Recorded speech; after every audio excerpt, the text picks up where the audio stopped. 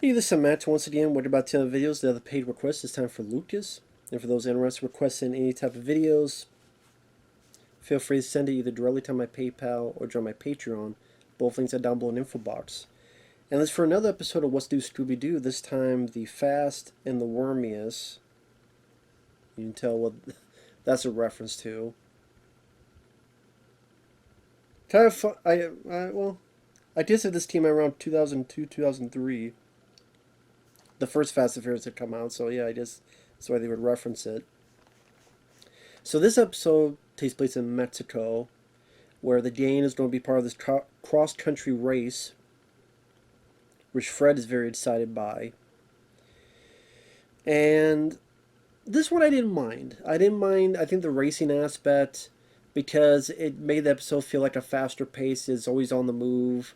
Because either is them concentrating on the race, trying to outmaneuver someone, or they're dealing with this creature, which is this big worm, which kind of like either the sandworms in Dune, or remind me a bit of Tremors. So that's a definite plus. Because Tremors is one of my favorite films. But it's funny, like, the Dane is so used to this stuff that they see this giant worm and then, like, pretty quickly, let's go back to the race. They'd be like, fuck the race, what the hell's up with this worm stuff? But it's like, no, let's go back to the race so we can win. I don't even know what they did when they won. I guess just the trophy. So, but you're not supposed to look that hard at Scooby Doo episodes, I know. And the other one, the other contestants, there's this guy driving this monster truck. There's Lupe, which I think someone says, "You the man, Lupe," but it's a girl. And then there's a guy, a nerdy guy, who likes Velma. I'm sitting there going, why do I know this voice? It's Eddie Deason.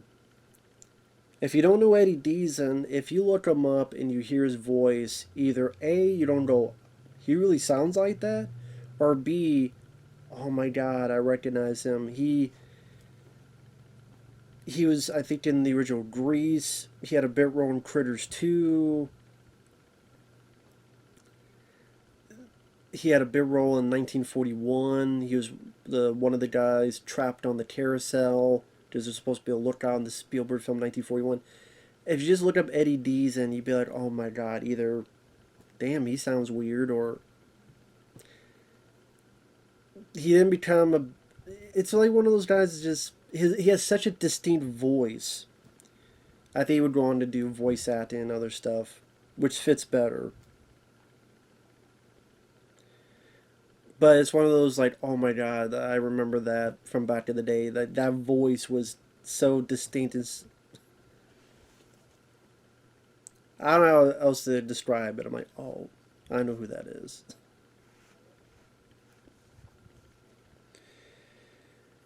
Now, one thing that's about the show is at times Scooby Doo himself doesn't really have a lot to do when he's the star of the show. There are a lot of these episodes where Scooby Doo doesn't really have much shit to do. He's almost like a background character. And maybe we'd even like one little moment at the very, very end, or a little moment here, but again, maybe because, well, he's a dog, what more can he do? But it felt like he had a bit more to do in the shows back in the day. Like in the shows back in the day, he felt more the star. While in this case, not really. Not really.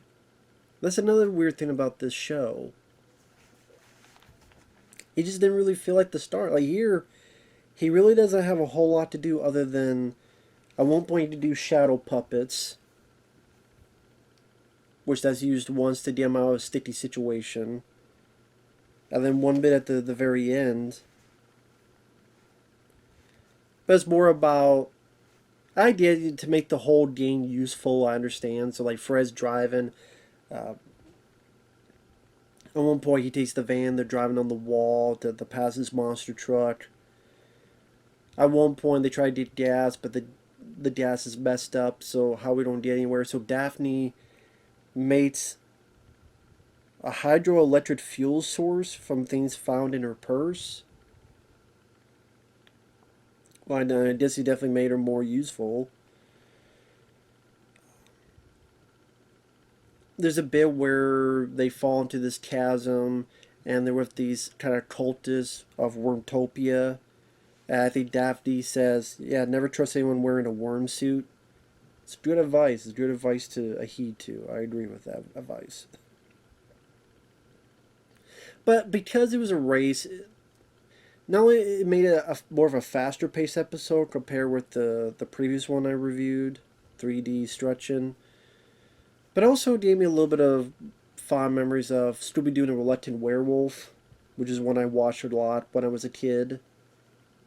Right, I like that more than this, but just the whole racing that segment. Plus, I kind of got a kick out hearing Eddie Deason again after not even thinking about that guy for so long.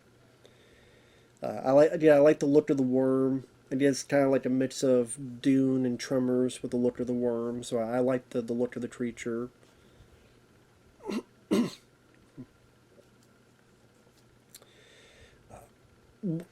I've said this before. I'll say it again. When you have the big chase and they put the song in there, I think most of these songs fucking suck. I hate these fucking songs, most of them. And I can maybe not mind the hijinks of the characters, the physicality of the comedy, but the music songs just fucking suck. I'd rather just you have a musical score instead of these shitty songs. Funny, like as a comedy show, like I didn't really laugh a lot watching these episodes. Again, maybe just I'm just too old for it. It's not meant for me, my age. I can understand that. I can agree with that. But I will say the one moment I laughed was not from any of the Scooby gang. It's from this guy who's one of the races. Almost like a little reference to Tremors as well. I don't know if that was on purpose. But there's like a chasm, and this guy on his motorcycle, he's like, I can make it. I can make it. Kind of like when Kevin Bacon's talking to the friend, word, we can make it. So the guy jumps the gap, but then he falls, and then he says, I was wrong. Something about that reaction made me laugh. Like, genuinely laugh. I can make it, I can make it. I was wrong. It's like the long run, too, as he's falling. He does, of course, Scooby Doo, he doesn't die, but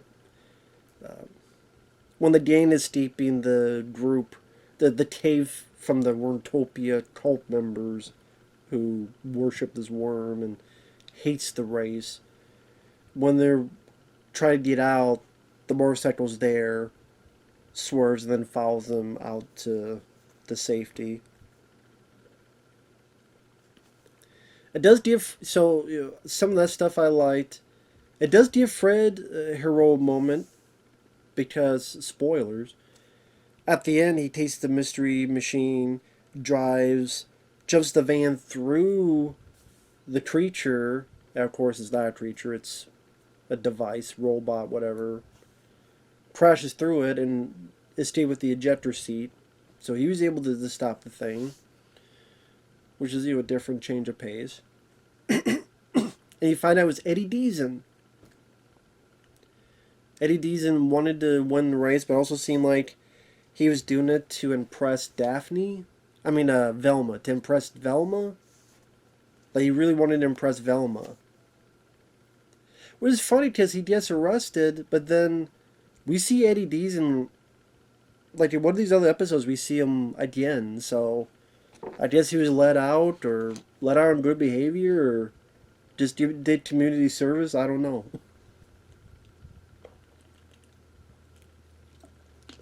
Well, it's Mexico, so maybe he escaped and went back to the border, went back to America. He might have. Other than the Wormtopia cult kind of, I want to say came out of nowhere, but now a whole lot was done with it. Because they were the red herring, that's why. And the song Suckin' and Scooby Doo really. The one thing he does at the end is like, okay, well, we've solved the case. What about the race? The cars are pretty much broken. So they run to the finish line. They all packed into a bundle, all the racers, and Scooby stretches his arm to the finish line. Thus, Scooby wins, and he gets the trophy. So that and some shadow pup is pretty much all Scooby gets to do. And that's the thing with how little he gets utilized at times, and the voice just, again, it's not the show's fault. I mean, that the actor passed. I think he had passed away by this point. It's not the show's fault, just my own weird vibe of it. It is really Shaggy didn't have a whole lot to do here either. Other than at one point they get scared, they fall into some cactus, and then like Shaggy's trying to get some cacti off of Scooby's body. But at the same time, it does give like Daphne useful bit to fix the machine from the go on. Gives Fred something useful, so it does make some of the other team members useful because they are a group. So it makes sense. So that and some of the other aspects, I did like it for what it was. I liked it more than the previous episode.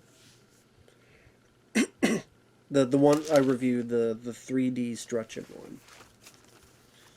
So with that said, thanks for watching. Take care, and we'll see you guys later. Bye-bye.